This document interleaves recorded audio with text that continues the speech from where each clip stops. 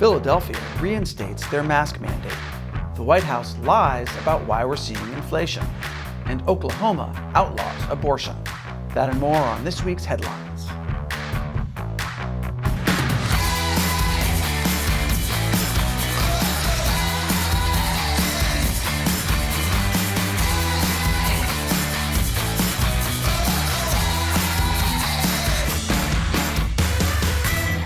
Welcome to America Uncovered. I'm Matt Ganejda, filling in for Chris Chappell.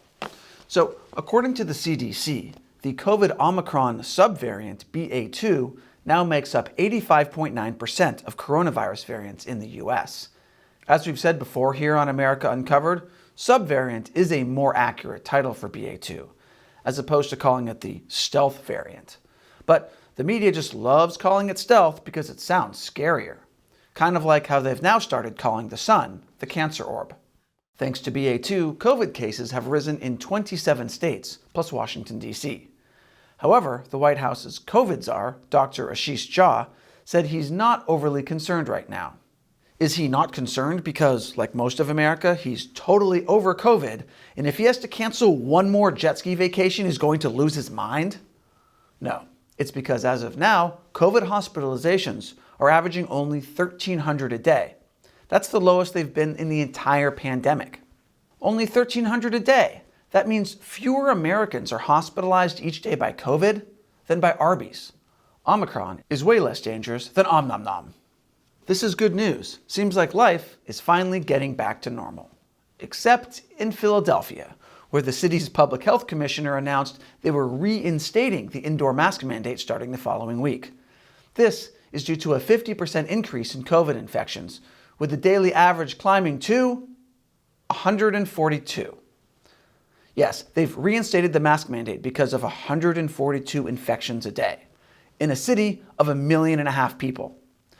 I understand this daily average can continue to rise as infections spread, but in Philadelphia, if you're afraid of something traveling through the air that can land you in the hospital, it isn't COVID, it's batteries. Seriously, it's a whole thing there. They don't need masks, they need helmets. Philadelphia is the first major city to reinstate a mask mandate. This will upset many of the citizens there, and this is probably the last city whose citizens you want to rile up. I mean, Philly rioted after the Eagles were in the Super Bowl, and they won. Rioting is what they do when they're happy. Imagine what they'll do when they're pissed off. The only way Philadelphia residents are going to be okay wearing masks is if they're gritty. That might be for the best. By covering their faces, it'll protect them from an even bigger danger in the sky. As everyone knows, it's always cancer orby in Philadelphia. More after the break. Welcome back. A new bill proposed in California would require businesses with more than 500 employees to reduce the work week from 40 hours 5 days a week to 32 hours 4 days a week. Under this bill, anyone working more than 32 hours a week would be considered working overtime, and they would make 1.5 times their regular hourly rate for that work. And even though the number of working hours would be reduced, employee salaries are to remain the same. One of the legislators who introduced this bill said, "There have been so many societal advances in the last 100 years. It doesn't make sense that we're still holding on to a work schedule that served the Industrial Revolution. It's long overdue that this progress is shared with our workforce, which deserves an improved quality of life." Look, I'm all for an improved quality of life, and working less sounds great. Because if I have to cancel one more jet ski vacation, I'm going to lose my mind. But if this bill passes, it's just going to create new problems for California workers. Do you think big companies that currently make their employees work long hours and treat them badly are going to see this law and suddenly think, geez, the government is right. I should really pay everyone the same amount for working less? Or do you think they're going to find some kind of loophole to get out of this requirement, like only employing 499 people? Or maybe they'll just lay off all their California staff and move to Texas. Tesla was way ahead of the curve on that one. And considering how many people in California are unemployed, or consider energy readings their profession, or have been working on their script in Starbucks 6 hours a day for the past 9 years, I think California needs to focus on helping people work more, not less. And people are going to need to work even more in order to earn a living, since the Labor Department announced inflation in March rose 8.5% year over year, the largest increase in more than 4 decades. Ahead of this announcement, the White House tried bracing the public, with Press Secretary Jen Psaki saying, "We expect March CPI headline inflation to be extraordinarily elevated due to Putin's price hike." So they're blaming Russia's invasion of Ukraine for the cost of everything going up.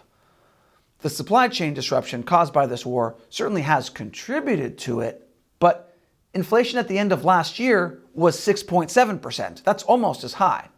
So it seems like inflation was a massive issue way before Putin invaded Ukraine. Does this mean the White House should stop blaming Putin? No, we should blame Putin for all sorts of things. Russian super yachts taking up valuable real estate, increased downloads of Servant of the People on Netflix, and of course, my body image issues.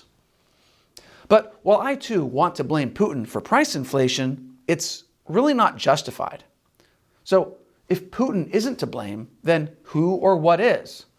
Well, according to Jen Psaki, it's Texas Governor Greg Abbott inspecting trucks at the border.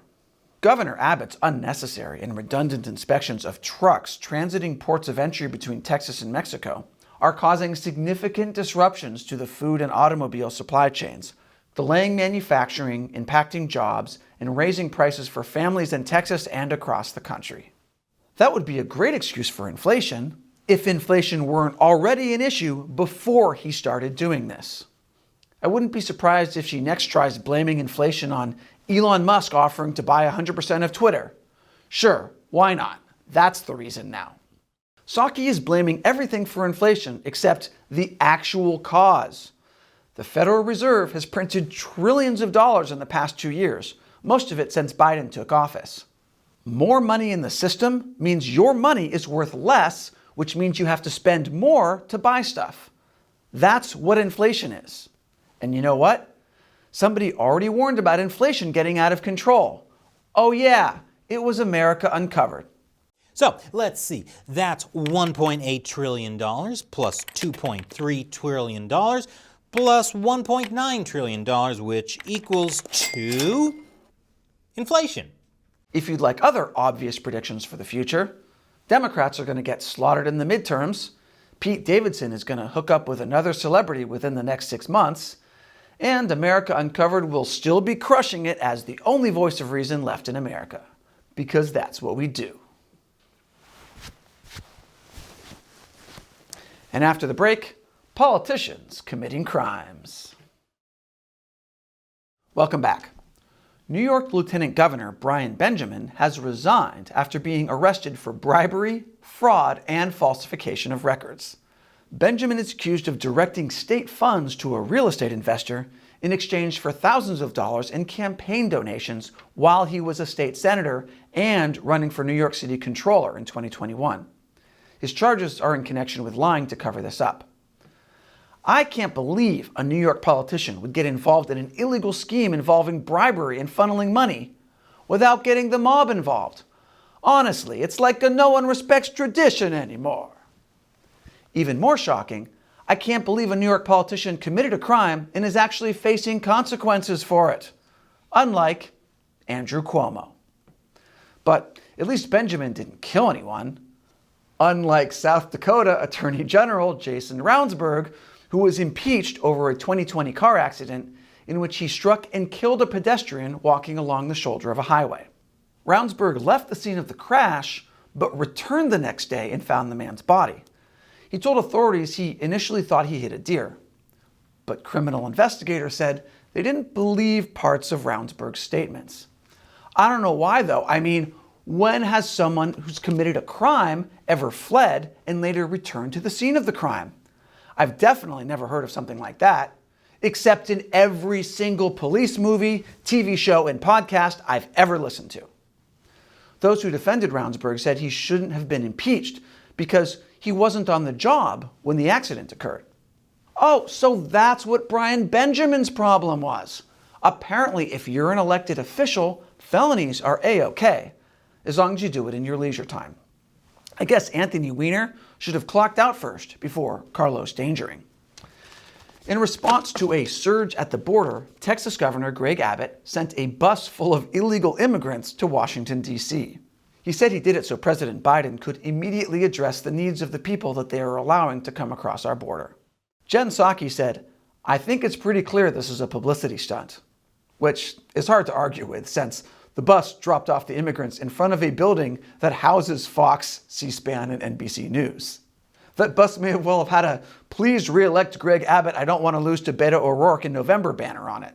This act was called gross, callous, and dehumanizing. It's worth noting, though, that those who were bused to D.C. went voluntarily. So this was actually pretty nice of Abbott to offer. Who wouldn't want to take a free bus to get out of Texas? Plenty of citizens will probably volunteer for the next trip. Oklahoma Governor Kevin Stitt signed a bill making it a felony to perform an abortion in the state, punishable by up to 10 years in prison and a $100,000 fine. Stitt said, "We want to outlaw abortion in the state of Oklahoma. I promised Oklahomans that I would sign every pro-life bill that hits my desk, and that's what we're doing here today." This law is set to take effect 90 days after the legislature adjourns next month. However, it will face a slew of legal challenges from pro-choice groups who consider it unconstitutional. This bill only makes an exception for abortions to save the life of the mother, and it's otherwise a total ban on abortion from the time of conception. This is even more extreme than Texas's anti-abortion law, which targets anyone who receives or performs an abortion after 6 weeks. So this Oklahoma law doesn't levy criminal charges against women receiving abortions. It only goes after those who terminate pregnancies. So this is a stern warning to Oklahoma doctors, as well as to trampolines and mechanical bulls. This law received tons of backlash, including from businesses like Yelp, that said it would pay for employees and their dependents to travel to other states to receive an abortion. In response, one Yelp employee wrote, "While I appreciate the gesture, they won't even pay for my booze on this trip. What's the big deal? It's not like I'm keeping the baby." 1 star. President Biden announced the Justice Department was finalizing new regulations to combat the sale of privately made firearms without serial numbers, widely known as ghost guns. Wait, ghost gun? Move over, stealth variant. We've got a new winner for the phrase that'll be repeated constantly to terrify the masses. While speaking at the White House, Biden demonstrated how parts of ghost guns can be easily obtained online and assembled.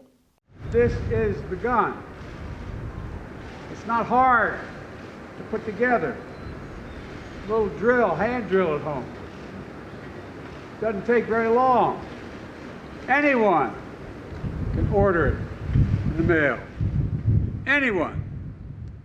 Folks, a felon, a terrorist, a domestic abuser. Yeah, anyone. Even people who didn't know what a ghost gun was, until the President of the United States went on national television and explained how to get one. These regulations will likely face a slew of legal challenges from Second Amendment advocates who consider it unconstitutional. We did a whole episode about ghost guns last year. The link is below. So, Oklahoma is trying to ban abortions, and the president is trying to ban ghost guns. There's an obvious solution here. Make ghost guns legal, but only if they're used to perform abortions in Oklahoma. See? Told you we'd still be crushing it as the only voice of reason in America. So what do you think about the stories we covered this week? Let us know in the comments below. And remember, America Uncovered is supported mainly by viewers. Be sure to visit patreon.com/America Uncovered. Contribute $1 or more per episode. We rely on your support to help us keep making great content. Or join our exclusive social media community on Locals. Check out americauncovered.locals.com. Once again, I'm Matt Gnezda. Thanks for watching America Uncovered.